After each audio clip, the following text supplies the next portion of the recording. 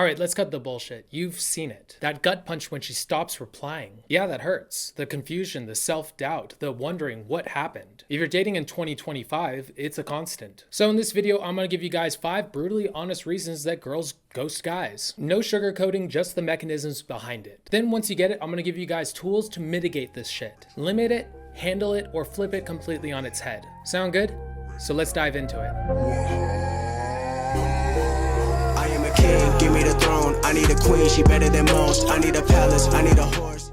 Reason number 1, you lack confidence. Look, masculine energy isn't some woo-woo crap. It's about being a leader. It's about believing in yourself and not looking to her for validation and holding a strong frame of reality. If you're coming across timid or like you're walking on eggshells, she's gonna notice and she's not gonna be attracted to you. Women are wired to be drawn to that energy. Without it, you're gonna be a guy in the friend zone. Number 2, you have an imbalance of intent. You're either too thirsty or you don't escalate. Yeah, it's gonna be a tightrope. If you're too invested, if you care too much about the outcome, she's gonna bolt. Now, if she senses that you're not the kind of guy who can get the job done, who's not confident in his own sexual prowess or his masculinity, she's gonna take off too. There is a happy medium between the two. Between the being too overly aggressive and not being aggressive enough. You need to find the middle. If you are leaning towards too aggressive, pull it back. If you're leaning towards not aggressive enough, build up the energy. Start teaching yourself to be more confident. Start taking more risks. Go for that kiss. The key is timing and energy. You should be giving off energy that if you were talking to one of your guy friends, he would think that you were hitting on him or were gay. That is the ideal energy that any man should have on a date. Some of you guys are doing more than that. Some of you guys are doing less than that. Find the happy medium. I call this indirect direct. You're indirectly direct with her about your intent. Oh, hi. Hi. I didn't realize Nancy had a sister. What's so funny? I'm Nancy's mother. No. Yes. Mrs. Wheeler. I'm sorry, and you are? Billy Hargrove. And you must be here for Nancy. Nancy? No, not my type. No, actually, I am looking for my little sister Max. Goes by Maxine. She's been missing all day, and to be honest with you, I'm worried sick, you know. Oh, so. I thought she was at Lucas's, but Mrs. Sinclair said your house is the designated hangout, so, you know. Here I am.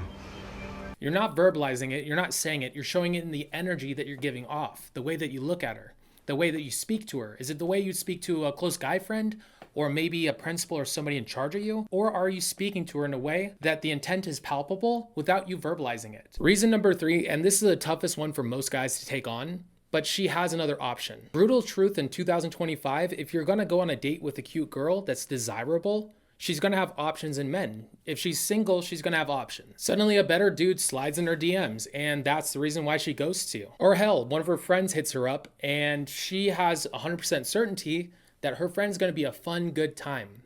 You are a possibility. You might be fun, you might not be.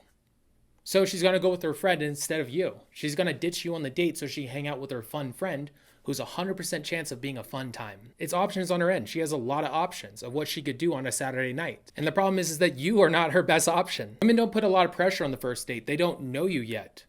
A lot of you men make this mistake constantly. You guys get a very attractive girl from a dating app or from maybe an in-person meetup. And to you, this is the biggest deal ever. This could be the one. This could be your girlfriend. You guys could have sex. To you, it's a bigger deal. To her, she's gone on a lot of dates. Not all of them have been great. She has a lot of guys constantly hitting her up. The hard thing for her is not the initial setup, not the initial meetup, but finding her significant other. Girls have different priorities when it comes to dating at first. You're so thirsty that the only thing you care about is that she is attractive. She cares about that you're attractive, but also are you cool? Which is the same way you need to be. Reason number 4, red flags. This one can be very personal. One girl might not like the hat you're wearing, or maybe you said something in a way that maybe one of her exes would have said it. But there are common ones that most women agree upon. Bad hygiene, negativity dumps. Are you somebody who's been complaining about their ex? Do you have controlling vibes, or is the energy just mismatched? Are you guys just not clicking? You can't avoid the pet peeves, but you can avoid the common ones.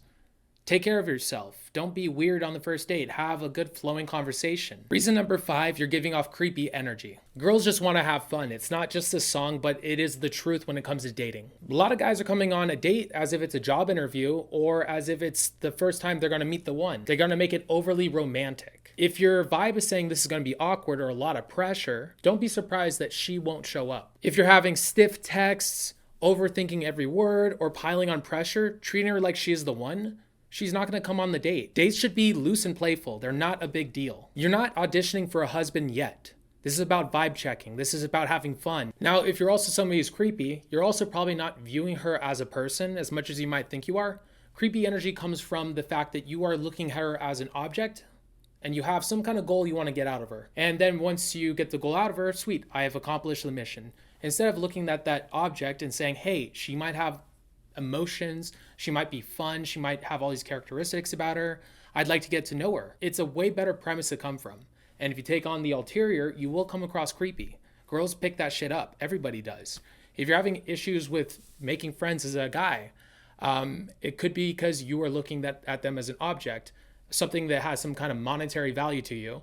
And so you ultimately start acting weird. You have to learn how to treat people like people, how to actually care about the conversations and who they are, surprisingly enough. Okay, so this is how you fix it. First, mindset shift, acknowledge it will happen occasionally and it's out of your control. And don't set yourself up for failure by expecting it to happen every single time. Come from abundance, build options, start dating around.